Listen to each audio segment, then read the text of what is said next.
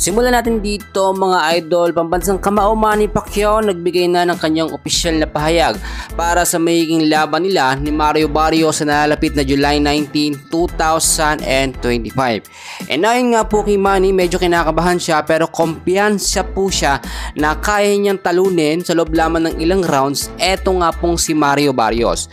Well, kung bago ka lang, please huwag mo nakakalimutan na mag-like and subscribe. Maraming salamat po. Usap-usapan na po ngayon hindi lamang sa bansang Amerika, bago sa lahat ng parte ng bansang Pilipinas mga kaibigan. Ito nga pong nalalapit na laban ni Manny Pacquiao. Ito po kasing muling pagbabalik niya sa ibabaw ng ring ay talagang kikilalanin natin na history na laban muli, no? Ito nga pong si Manny, at ina-expect natin na ito na yung pinakahuling magiging laban ni Manny Pacquiao bago siya magretiro sa larangan ng boxing. At maraming nangangamba sa kalusugan po ni Manny.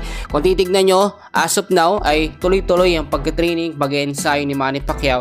Wala ho siyang sinasayang na pagkakataon, no? At yung kanyang kondisyon so far okay na. Yung timbang niya okay din po mga kaibigan.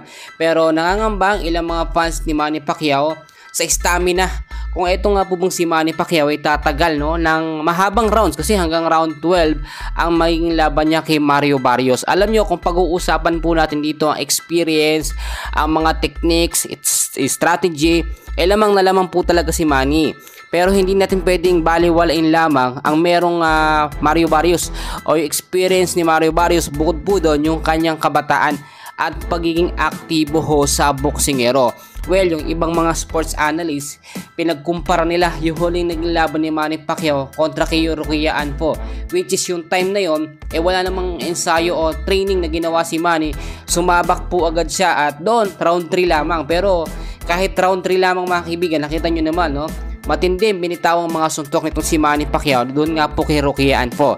And we are expecting na ganun din ang mangyayari dito nga po kay Mario Barrios. Ngayon na kaibigan, mga sikat na promoter talaga usap-usapan at nagbibigay ng kanilang pahayag na pwedeng masundan pa, no, manalo or matalo man si Manny ay merong pwedeng sumunod ulit na laban o humamon dito nga po kay Manny Pacquiao. Pero nandun tayo sa assurance na 50-50, no. Hindi tayo nakakasigurado kung kayang manalo ni Manny sa loob ng ilang rounds dito kay Mario Barrios. Pero hindi rin sigurado at guaranteed, no, 100% na mananalo si Mario Barrios kontra sa 8th Division legendary boxer natin na si Manny Pacquiao. So aabangan ho natin ang mga susunod na update. So dyan lang kayo, and please huwag nyo kakalimutan na mag-like and subscribe. Maraming salamat po.